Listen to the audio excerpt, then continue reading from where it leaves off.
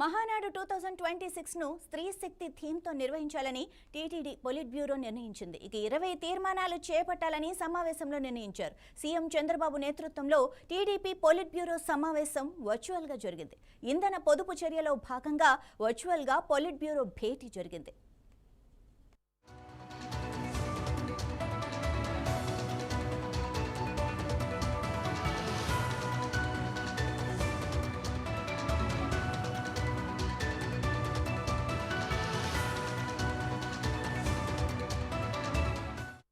CM camp కార్యాలయం నుంచి CM Chandrababu, party working president Nara Lokesh పాల్గొనగా వేర్వేరు ప్రదేశాల నుంచి మిగిలిన పొలిట్ బ్యూరో సభ్యులు సమావేశానికి హాజరయ్యారు. 2.5 గంటల పాటు జరిగిన సమావేశంలో మహానాడు నిర్వహణపై సుదీర్ఘంగా చర్చించారు. ఈ నెల 27, 28 తేదీల్లో జరగనున్న మహానాడులో మొత్తంగా 20 తీర్మానాలను ప్రవేశపెట్టాలని పొలిట్ బ్యూరోలో నిర్ణయించారు. వీటిల్లో 10 ఏపీ, 4 తెలంగాణ, 1 అండమాన్కు సంబంధించి తీర్మానాలున్నాయి. వీటితో పాటు మరో 4 ఉమ్మడి తీర్మానాలతో పాటు అంతిమంగా కీలక రాజకీయ తీర్మానం చేపట్టాలని పొలిట్ బ్యూరో నిర్ణయించింది. 2026 మహానాడును స్త్రీ శక్తి థీమ్తో నిర్వహించాలని చంద్రబాబు ఆదేశించారు.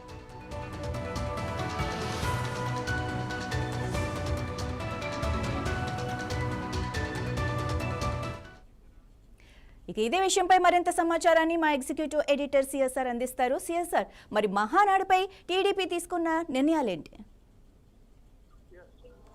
మహానాడు కార్యక్రమాన్ని అత్యంత పవిత్రంగా, ఎంతో ప్రతిష్టాత్మకంగా నిర్వహించుకోవడం అనేది తెలుగుదేశం పార్టీకి గత 40 ఏళ్లుగా వస్తున్నటువంటి ఒక ఆనవాయితీ.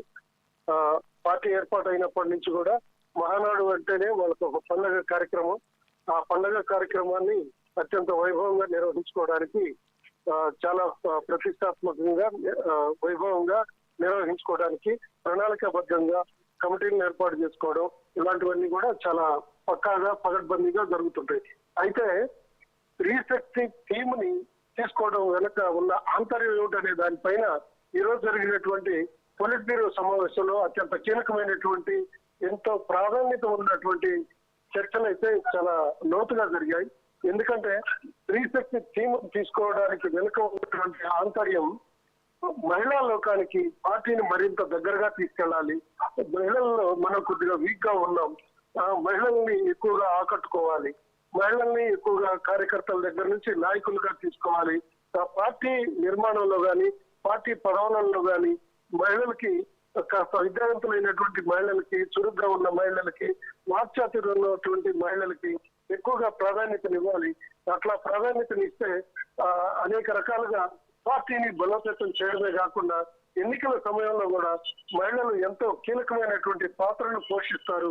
మనకి పార్టీకి ఓటు బ్యాంకు కూడా చాలా పక్కా ఓటు బ్యాంకు మనకు తయారవుతుంది అనేటువంటి ఉద్దేశంతోనే మహిళలకు అత్యంత ప్రాధాన్యత, ఎక్కువగా ప్రాధాన్యతను ఇవ్వడం కోసమే స్త్రీ శక్తి టీమ్ ని ఏర్పాటు చేసుకున్నట్టుగా పొలిట్ బ్యూరో సమావేశంలో ముఖ్యమంత్రి చంద్రబాబు నాయుడు కీలకమైనటువంటి వ్యాఖ్యలు కూడా చేశారని మనకి పార్టీ నాయకుల నుంచి వస్తున్నటువంటి సమాచారం.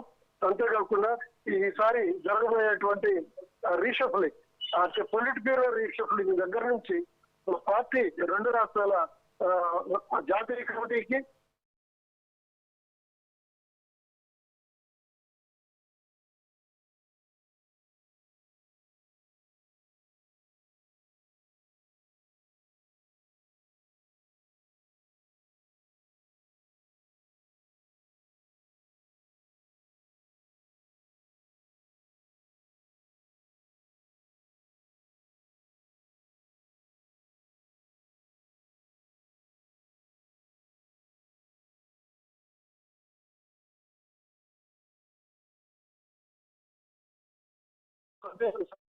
వాళ్ళు లేవనెత్తినటువంటి అనేక ప్రశ్నలకు కూడా ఓపిక్ గా చంద్రబాబు నాయుడు ఫోన్లో అంటే వర్చువల్ మీటింగ్ లోనే సమాధానాలు చెప్పుకుంటూ వాళ్ళందరినీ ఒప్పించి ఏకతాటిపైకి తీసుకొచ్చారు, ఏకాభిప్రాయానికి వచ్చారు.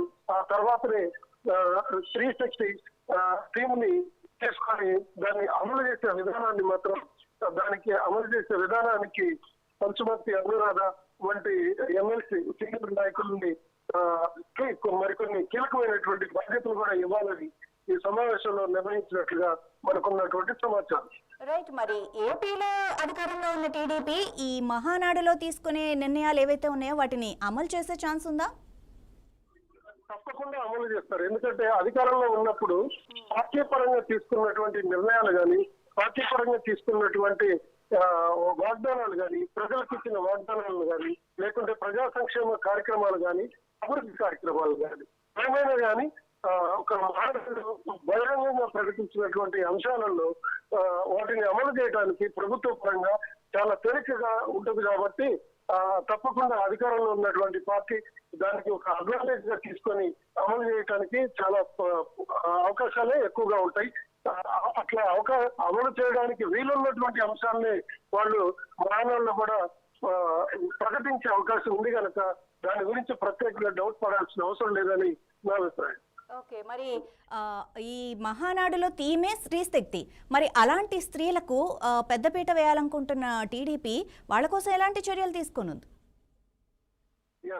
దానికి ఇప్పుడు ఈ రోజు జరిగినటువంటి సమావేశంలో ఎలాంటి చర్యలు తీసుకోవాలి అనే దానిపైనే ముందుగా పొలిట్ బ్యూరోని సమాయత్తం చేయడమే ఆయన మొదటి ఎజెండా. ఆ తర్వాత పార్టీ అగ్రనాయకత్వాన్ని సమాయత్తం చేయాలి. ఆ తర్వాత రెండు రాష్ట్రాల రాష్ట్ర కమిటీలని సమాయత్తం చేసుకుంటూ ఒక విధానాన్ని రూపొందించుకోవడానికి సీనియర్ మహిళా నాయకులతోటి ఒక కమిటీని ఏర్పాటు చేసుకొని మహిళా లోకాన్ని పార్టీకి అనుబంధంగా, పార్టీకి అనుకూలంగా, పార్టీలోకి ఎక్కువగా చేర్పించుకోవడానికి కానీ, కార్యకర్తల దగ్గర నుంచి బూత్ లెవెల్ కమిటీ నుంచి మళ్ళీ గ్రామ కమిటీ దగ్గర నుంచి మండల స్థాయి వరకు, అక్కడి నుంచి జిల్లా స్థాయి వరకు, అసెంబ్లీ నియోజకవర్గాలు, ఈ విధంగా మహిళల్ని ప్రతి కమిటీలోనూ భాగస్వాములు చేయాలి. అందులో కూడా ఆ కమిటీలలో కూడా రిజర్వేషన్ అంటే 30% ఉంచాలా, లేకుంటే ఆ కమిటీల్లో పురుషులు సగం మహిళలు సగం ఉండే విధంగా చేయాలా అనేటువంటి అంశాలన్నీ మహానాడు ఇంటర్నల్ గా జరిగేటువంటి ఆ సదస్సులో తుది నిర్ణయం తీసుకునే అవకాశం ఉంది. కాబట్టి ఇప్పటికైతే పొలిట్ బ్యూరోలో మాత్రం స్త్రీ శక్తిలో మహిళలకు ఇచ్చేటువంటి ప్రాధాన్యత యొక్క ఆవశ్యకతను మాత్రమే పొలిట్ బ్యూరో నాయకులకి వివరించి వాళ్ళందరినీ ఒప్పించుకుని ఏకతాటిపైకి తీసుకురావడమే ఈ రోజు ఉన్నటువంటి ఎజెండా. నెక్స్ట్ ఎజెండా మహానాడులో మాత్రమే డిసైడ్ అవుతుంది. రైట్. Thank you, CS.